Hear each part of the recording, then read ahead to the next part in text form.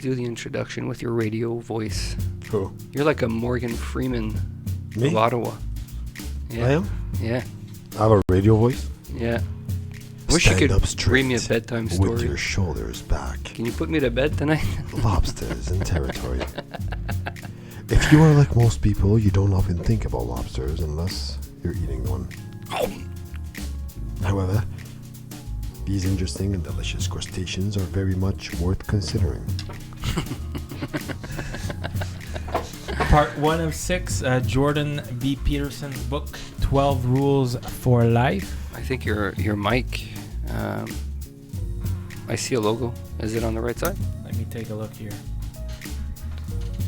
Oh yeah, I think... Better? No, you're fine. Because your logo on arrière, mais I Hello? think that's the mic you fixed. We're good. That sounds better. Cool. So a bit about this author, Jordan B. Peterson, was first introduced to me by the Joe Rogan podcast. Yep. As I think that is the case for most people. He is a guy that grew up in Edmonton, Canadian, and he first got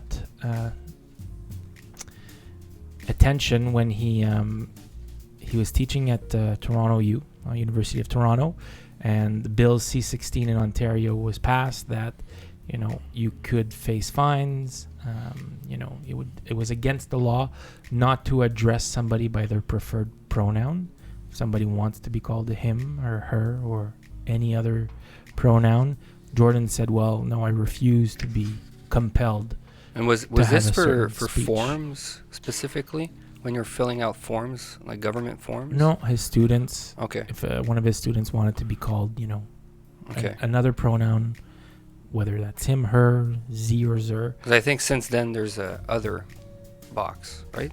Him. I'm not sure about that. Okay. But he never really had a problem with the trans community, He has no problem addressing students by different pronoun if they're asked, politely. But what he's against is the government of Ontario enforcing those new laws. And he says that's the beginning of a slippery slope where we could fall into, tyranny and but there's like a dozen new pronouns, right? Yeah, that's besides the point. He's just against the compelled speech.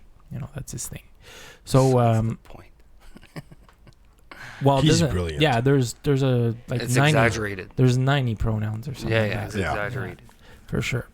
So his book here is 12 Rules for Life. I believe it's his second book. His first book was Maps of Meaning. Have not had the chance to read that one.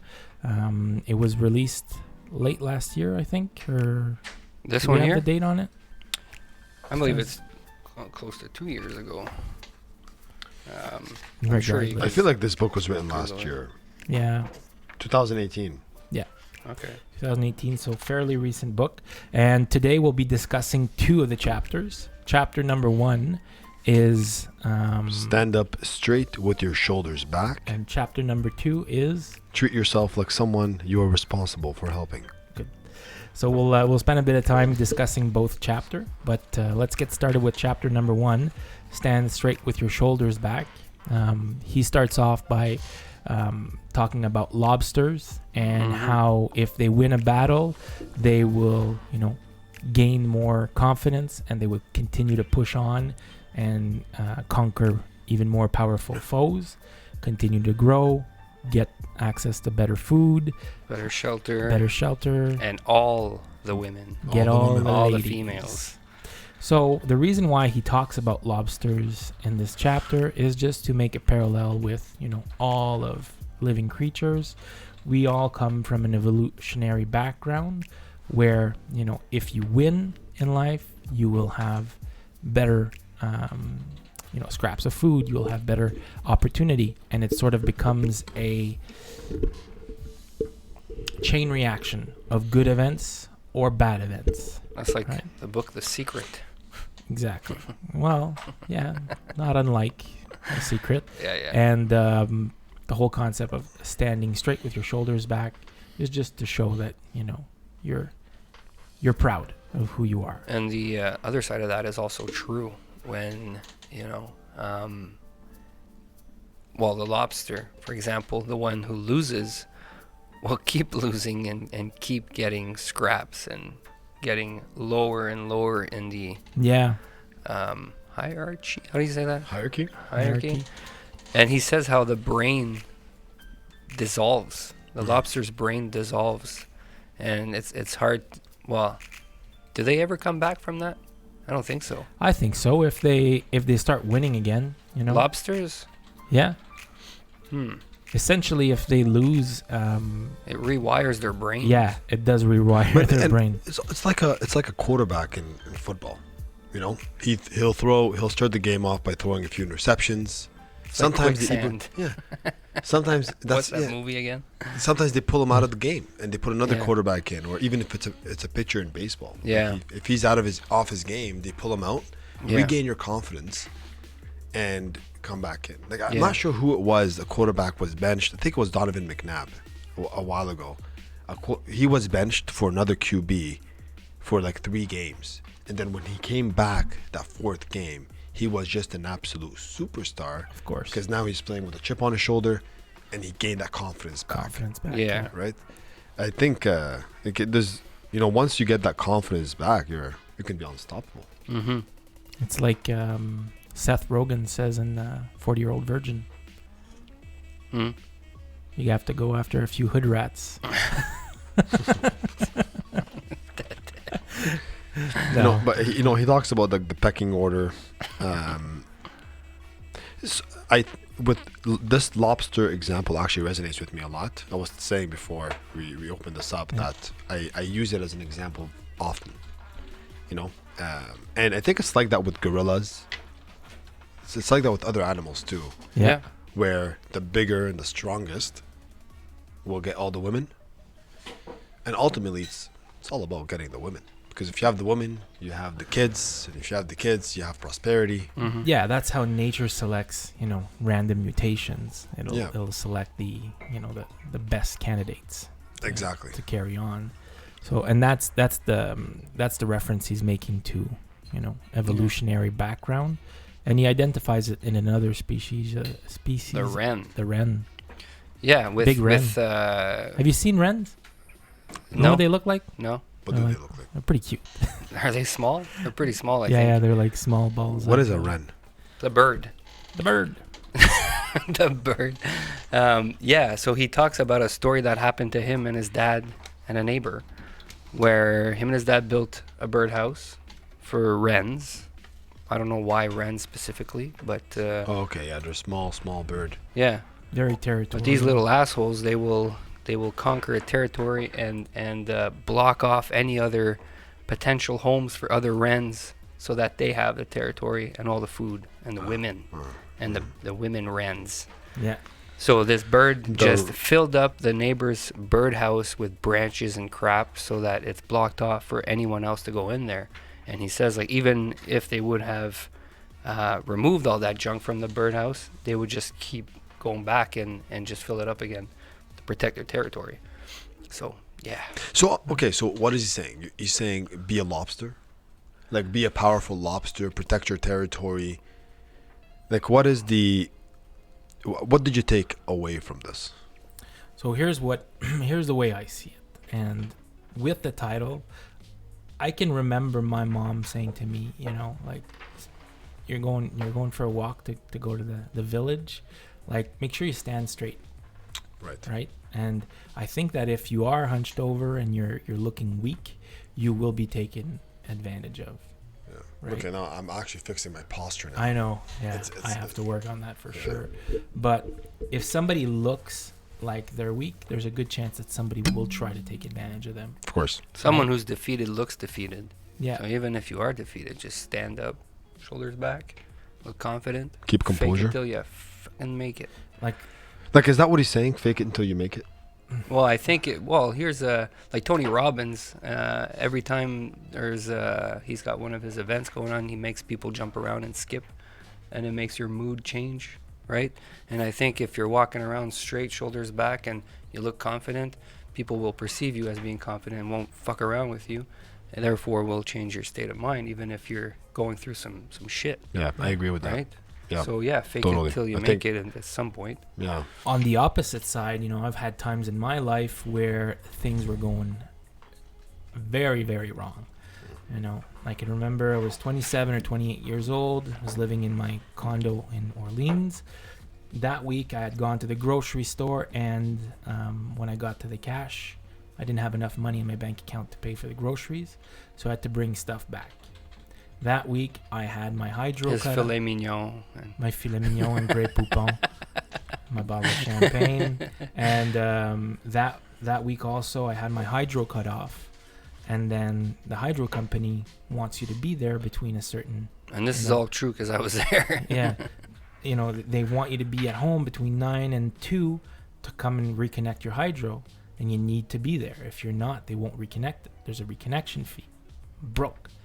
I'm having to cancel appointments because I need to be at home to be there for the hydro. I'm losing out on money, right? And then that same week, my car broke down. There was like a few $1,000s. So like, you can see how life has a tendency to like knock you out, knock you down, you know. And the same is true. There's been periods in my life where everything's going well, right? If you walk into a client's house and they're like, "How's it going this week?" "Yeah, I just listed a few places this week." They're like, "Holy shit, you know, I want to work with this guy." Right? Yeah. But how are things this week? You know, It's that vibe, you know, right? Yeah. Yeah, I haven't been too busy these days, but you know, and then clients are less prone to work with you. Mhm. But if you're super busy, then it attracts more people. And to those that have more shall be given. When it rains, it pours. Yeah. I remember driving around in my Jetta, and I eat my emotions. If I'm stressed, I like to eat. You know, my dad's like that. I'm like that. You eat your like okay. So yeah, I you eat my more. emotions. Yeah. You know, whether I'm happy or sad, Yeah. food is always comforting. And I'm driving around in my Jetta, and my damn sunroof won't close, and it's starting to rain. So I'm like, fuck, that sucks. Yeah. I'm like, well, whatever. At least I have my McDonald's. So I go and I buy a Big Mac, and I go to take a bite, and the bread is fucking rotten. I'm like, no. Anyways, that's my story. Yeah. Yeah. When it rains, it pours. So mine is a little different. When I was at the government working, I was obviously unhappy, and I was unhappy, I think, because I felt useless. So I was I just felt useless. I felt like I don't want to, like, there's nothing happening here for me anymore. I don't have a career. I don't have a position. I don't have like, I'm not getting any recognition, et cetera, right? No control. Yeah. And one thing I love doing is you know, just building my brand and working my business. So it's funny how it happened on that same day where I got to work. I was pissed off. Midway through the day, I told you the story. Somebody slaps paperwork on my desk and tells me to shred them. And that's when for me, it's like, I need to basically take control of this and do something about it. And from that day on, that day I quit the government, basically. From that day on, I started walking with my shoulders back. I started walking with confidence, because no matter what, I can't fail. Yeah. Like, there's nothing that can happen to me that is gonna bring me down anymore. I'm not going back to that level of just being pathetic. You're not you know? the same person that I met 2 years ago, 3 No. years ago. I'm not, because now I just feel like I have thicker skin, right? I can handle stress better, and I can just, whatever comes at me, I can fix it. Yeah. And if I can't fix it, then I'm just gonna accept it, Yeah. right? And when I accept it, I'm not gonna think about it anymore. I've accepted this. Would you say that walking straight with your shoulders back is also a mindset? Yeah. You know, it's a posture, but also Yeah. And you're sending this out to everybody around you. Like, if you're confident and you're helping people, like somebody, you know, plenty of people would come up to you and ask you for advice on life, ask you for advice on whatever, right? Yeah. You're confidently giving them opinions and giving them, you're just giving them these nice positive vibes. Like, life is messy for everybody, it is. right? It's messy for everybody. Nobody has it together. Mm-hmm. But I think the difference is who is handling it better, who is managing it better, And that's what I took from rule number 1, is that no matter what's coming at you, are you going to slouch? Or are you going to just fucking pick yourself up and keep working and keep doing Take it? the Back beating down. and keep going. But here's a question though: did you actually shred that stack of paper, or you said fuck it and walked out? So I had 2 options. 3 options. Shred it, Yeah. leave it there, or go put it in the recycling bin. Just to piss him off. What'd you do? I didn't do anything. You shredded it. I shredded it. Good job. That's good though. I shredded it because That's very at the noble end of of the you. day, at the end of the day, it was my job at the time, and I was getting paid for it. You're a And noble another thing is- lobster. Another thing, I was getting paid to be there. The Like, mortgage I wasn't there for shredder. free. Yeah. I was being. It So, was your job. so in all fairness, I had to do my job.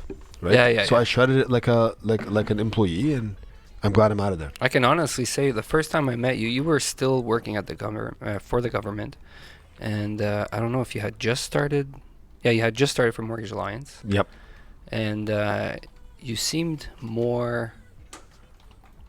What's Res- the word? Reserved. Reserved. Yeah, I was less confident, man. you didn't seem to be to have a lack of confidence. Not at all. I just found that you were much more monotone, maybe. Yeah. Because now you're more out there. I like the new Rami. I Thank like the old I like Rami. it. I prefer the new Rami. Appreciate that, man. Thank you. But do you remember the meeting we had with him? We went for a coffee. First time we met Rami. Where was that? Starbucks. Starbucks. Yeah. Preston? Nope. It was Starbucks near the Oh, near the yes. core And we office, did yeah. I the remember. I remember the open now. house together. Yes, I remember that. Yeah. Yeah, that was the first time. So I think at that time, like for me, I would get anxiety walking into a room full of people. Oh yeah. Really? Yeah, I used to get anxiety walking into a room. Like networking was really not my thing. Cold calling people and realtors, that was not my thing. So like if it wasn't for that deal that you were sending over to Jason or something like that, that Jason was giving to me, I would have probably never connected with you. What was that? Is that how it happened? I think Oh, so. yeah? I don't know what it was, but there was a reason for me to connect with you. Mm. There was a deal involved. Yeah. And like I'm not the type to, and that was the problem with, like, I would get anxiety because I wasn't walking with my shoulders back. I didn't have the confidence. I don't feel like I had the knowledge. I felt like I didn't have the knowledge. I felt like I didn't have the just the like that vibe. Like I was just very monotonous. Yeah. Right? Yeah. I was just like, if the conversation does not interest me, it's going to be obvious that I'm not interested in the conversation. Right? Mm-hmm. Now, you force yourself essentially. Like I still get that anxiety, Yeah. but I put myself in the mindset like, at the end of the day, I mean, these people don't give a fuck about you. Yeah. Yeah. Okay? But you have a track record of success, right? Now, Now you do. sure, And you find that might help you to approach more people. 100%. Yeah. Yeah. Yeah. Mm. That, yeah. That's one of the takeaways I took from this chapter, is that there's a path to success. And if you're the small lobster going after the big lobster right away, you'll probably get one of your legs ripped off. Right. Right?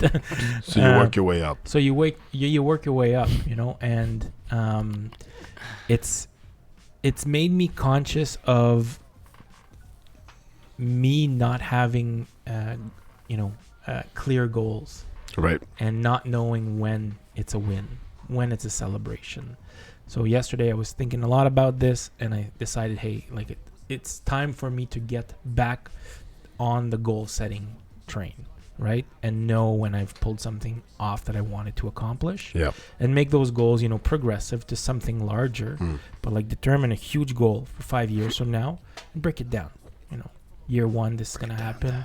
This week, this is going to happen, Right. So that way you've got a path of, lobsters to beat along the way to course. make it to that, that king lobster. Cool. That's one of my takeaways from this. Yeah. Pretty much sums up the whole the first Shep chapter. It. Yeah. Good stuff. With that, let's move on to chapter number 2. Yep. Treat yourself like somebody you are responsible for. Yeah. So essentially, people that fall ill will be recommended to take certain medications. And you would think that, people would say, hey, no problem, doc. I'm going to go to the pharmacy, complete this this fill out this prescription and take it as per your recommendation. But turns out that only a third of people will get the prescription and follow the recommendation dosage. Yeah. One third of the people that are recommended to go get medication won't even fill the prescription. They won't even go to the pharmacist to buy the medication. And another third will go, but they won't take the drugs as per recommendation. Yeah. And Dr. Peterson is amazed, and he says, well, why are they doing this? But then he looks at another set of data, and it's people taking care of animals. Close to 100% of the time, when people are said, your dog is very sick, I'm the veterinarian, I'm going to ask that you administer this drug to your dog, close to 100% of the time, people will follow through with the recommendation from the vet. Mm-hmm. So as human beings, we either feel like we're not worthy, or we are disgusted with, ourselves, thinking that we're not worth, the care. We will give other people more care than we would give ourselves. Yeah. And that's what the entire chapter is about, and it explores why we do that. Okay. Yeah. So maybe we could elaborate on the chapter. There's a pretty good section in there about Adam and Eve. Mm-hmm. Yeah. I like how he talks about religion, but not about religion really, but like stories that are in the Bible, different from different cultures. Yeah. He does talk a lot about order and chaos. Yes. How women are the root of chaos in a way, because they are the ones that ultimately choose their mate and rejects men. And I don't know how to dive into that part of that chapter, but I found that really interesting. I think that we're having conversation about very difficult subjects. Yeah. And it's totally fine, if we stumble along the way. I mean, we're trying to grow, and having these tough conversations, it's fine. But they're in a lot of religions around the world. He brings it back to Taoism, Tao, how they have the yin and the yang. Yep. And how they have a bit of the chaotic inside the order and a bit of order inside the chaos. And we even if we are organized beings, we still feel chaotic inside, and we don't take care of ourselves. Anyways, so how it's hard to express. What do you mean? Like taking care of myself, taking care of yourself. It's basically working out. Yeah.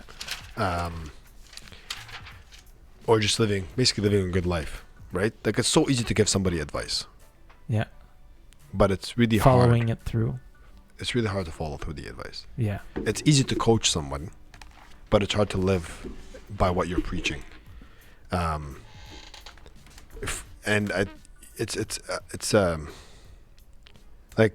Taking. I've never had to take medication. The only people I've ever taken care of are my kids. Okay, and I'm probably not the best father because they've missed breakfasts before with me while I was with them.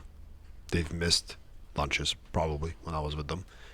They may have had a little bit too much candy. But that's honest fatherhood, honest feedback from a father. Like I'm sure most dads do that. You know what I mean? That doesn't happen with my wife. Well, If my wife found out that my son had a sprinkled donut for lunch, I wouldn't be here today. I'm sure it's going to be the same for me. So it's just that. So I think in Rami's family, he's the chaotic. His wife's the order. Yeah. Right? So what I'm saying is, even if you're taking care of somebody else, sometimes you're still gonna slack. Yes. But you're more likely to take care of somebody else better than you take care of yourself. Like if you were in a plane, let me put you. You're in a plane, and the plane is crashing down, and you have your mom, your dad, your children, or whatever next to you. Yeah. They tell you need to take care of yourself first, and then take care of the people around you. Yeah. Right? That is true. What do you think people are going to do instead? They're going to try to put the mask for oxygen on their children's face and, their parents. And exactly. Whatever. right? Like that's the perfect That's example. a really good example. Yeah, you need to put the mask on. Does he say that in the book? No, he doesn't talk about that in the book. Fuck, But you're that's a one. goddamn genius. but that's one thing I thought about when I was reading this book, and that like if you are, if you're in a plane or even if you're drowning, Mm-hmm. right, or if you're on a boat, Yeah, you have to put your life jacket first. And exactly, yeah. because you won't be able to do anything. Mm-hmm. So then, if your kids are hungry, and you're starving, You'll feed them. you're gonna feed them first. But if you don't feed yourself and you're starving, how are you going to Get more food. cognitively? Well, no, how are you gonna cognitively Yeah. feed them without being in a terrible mood, Yeah. Mm-hmm. right? Mm-hmm. And this is what I took from rule number 2 is that if you're not taking care of yourself, how exactly are you taking care of somebody else? Yeah. Not Like, to this the, is- not to the best of your abilities. Mhm. That's for sure. Exactly. Maybe we could talk about the. Well, you guys continue chatting. I'll pull up the photo for Here's something I wrote here for chapter number 2. about what you just said.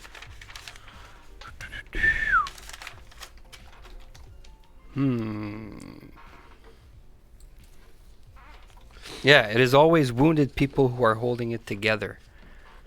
He said that in somewhere in the book. I think part of consciousness and self-awareness is what holds society together. You know what I mean? Like we're all helping other people before ourselves, but we do have people looking out for us. Usually, it's usually the case. Yep. But I think that's what sort of holds society together. But when we do talk about chaos and order, and how I said women are chaos, the way he explains it is that for an X amount of years, hundreds and thousands of years, men were like, building the roads, chopping wood, working, whatever, physically. And women are choosing their mates. So Right. a lot of men are just like, how the fuck do I explain what we're talking about? Well, I think This what is you're a saying. tough- I think tough what you're subject. saying is there's a lot of pressure on the man to be attractive. There's more pressure on a man to be attractive to a woman than a woman to be attractive to a man. Yeah, You know what I'm saying? yeah. Like ultimately in most animal kingdoms, I think, in the majority of the animal kingdom, the woman will select. A lot of males will fight for that, but the woman is going to select who she wants, right? Yeah. And